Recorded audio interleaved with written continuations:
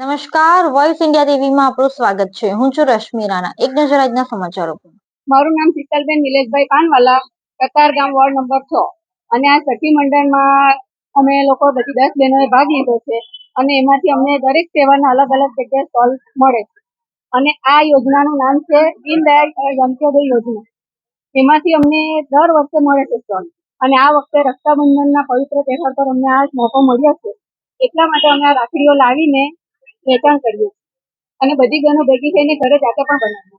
કેટલી બહેનો આમાં કામ કરતી હોય? 10 બહેનો કામ કરીએ છીએ. એક મંડળમાં 10 બહેનો હોય. અમારા મંડળનું નામ છે ગરિમા સ્વસહાય જૂથ. કેટલો લાભ થાય છે આ મેળાથી તમને?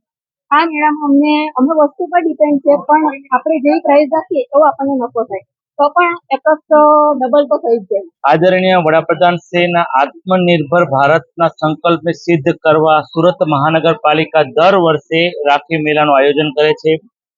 તમામ ઝોનમાં 101 રાખી મેળાનું આયોજન કર્યું છે.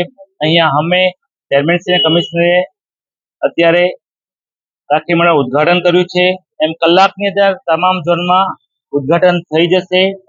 વડાપ્રધાનના સ્ત્રી સશક્તિકરણના સિદ્ધાંતને સંકલ્પ કરવા સુરત મહાનગરપાલિકા દ્વારા જે સ્વસહાય બહેનોના જૂથો છે, જે મધ્યમ પરિવારની દીકરીઓ છે, તેને આત્મનિર્ભર બનાવવા, તેમની આર્થિક રીતે મજબૂત થાય, પોતાના પરિવારને સહયોગ થઈ શકે તે માટે હું આપ તમામ ચેનલ મીડિયાના માધ્યમથી સુરતીઓને અપીલ કરું છું.